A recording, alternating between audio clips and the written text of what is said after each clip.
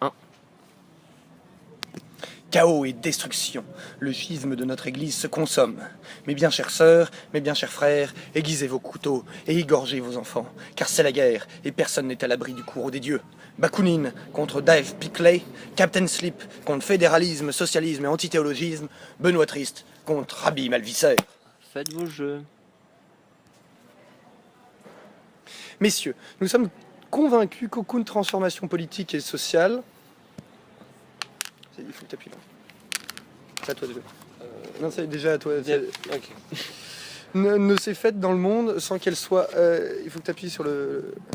Je te présente à ma gauche Georges Bard à ma droite. Elle n'a été accompagnée et souvent précédée par un mouvement analogue dans les idées philosophiques et religieuses. Et c'est les gamins avec une cravate et la coupe à brosse. Harold lui a un t-shirt cool. C'est ton roi, ça.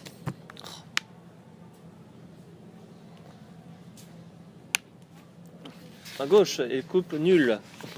Georges et Harold sont les meilleurs potes du monde et ils ont un tas de choses en commun. Ils habitent dans la même rue, ils sont dans la même classe et au collège Jérôme Horwitz. Georges et Harold... Toutes les religions avec leurs dieux n'ayant jamais été rien que la création de la fantaisie croyante et crédule de l'homme, non encore à la hauteur de la réflexion pure et de la pensée libre. Appuyé sur la science, le ciel religieux n'a été qu'un mirage où l'homme exalté par la foi a si longtemps retrouvé sa propre image, mais a grandi. Faut pas se tromper, Georges et Harold sont... Mais a grandi et renversé, c'est-à-dire divinisé. L'histoire de religion, celle de la grandeur et de la décadence des dieux qui se sont succédés, n'est donc rien que l'histoire du développement de l'intelligence et de la conscience collective des hommes à mesure qu'ils découvraient soit en eux, soit en dehors d'eux-mêmes, une force, une capacité, une qualité quelconque qu'ils attribuaient à leur Dieu. Après l'avoir agrandi, élargi en outre toute mesure, comme font d'ordinaire. Pas de anges peut-être, mais ils sont sympas, gentils et bons enfants. Ils ont qu'ils ne sont pas toujours sympas ou gentils. Une qualité quelconque qu'ils attribuaient élargie en outre mesure, comme font d'ordinaire les enfants par un acte de fantaisie religieuse, de sorte que grâce à cette modestie, à cette générosité des hommes, le ciel s'enrichit des dépouilles de la terre.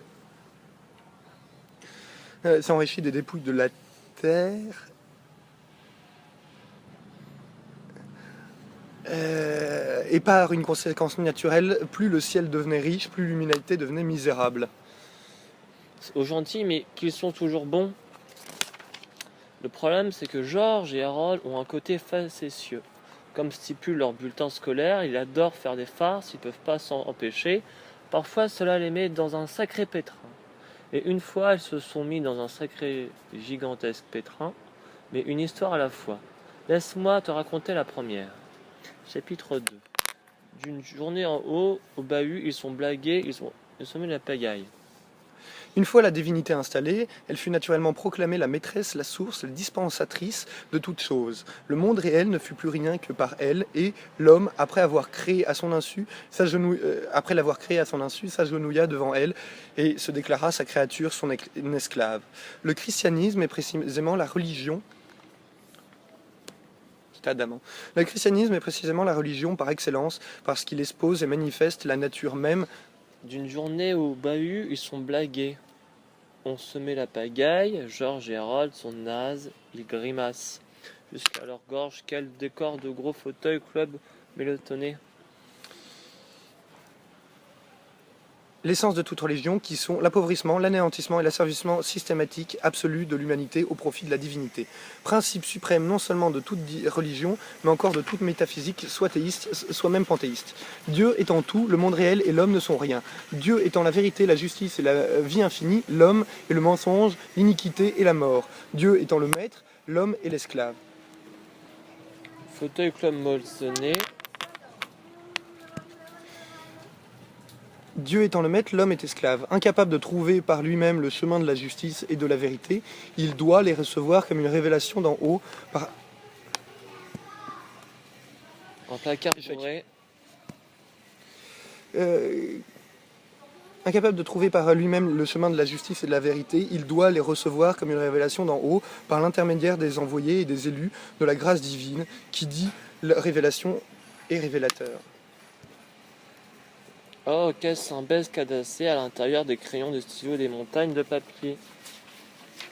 Pourquoi? Parce que Harold est un as du dessin et George un prince de la plume.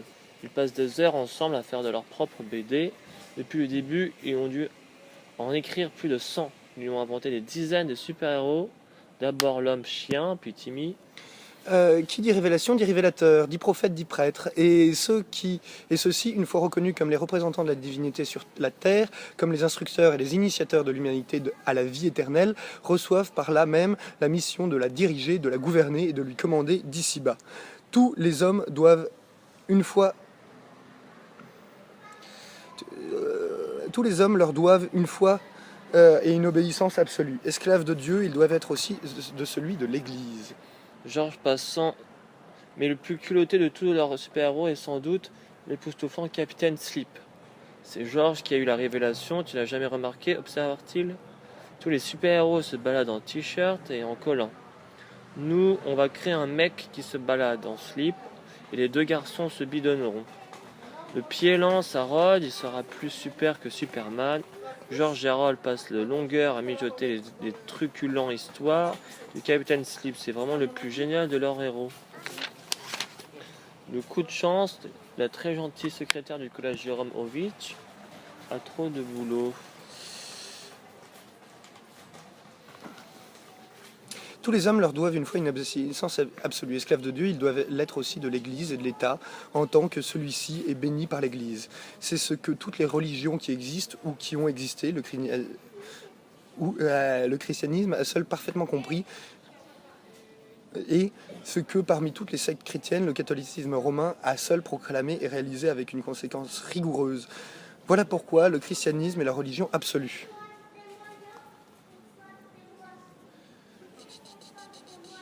La dernière religion est pourquoi l'Église apostolique et romaine est la seule conséquente légitime et divine. N'en déplaise donc à tous les demi-philosophes, à tous les soi-disant penseurs religieux, l'existence de Dieu implique l'abdication de la raison et de la justice humaine. Elle est la négation de l'humaine liberté et aboutit nécessairement à un esclavage non seulement théorique mais pratique. À moins que nous voulons... à moins donc de vouloir l'esclavage, nous ne pouvons ni ne devons faire la moindre concession à la théologie, car dans cet alphabet mystique rigoureusement conséquent, qui commence par A et devra fatalement arriver à Z, et qui veut adorer Dieu, devra renoncer à sa liberté et à sa dignité de l'homme. Dieu est donc l'homme et esclave.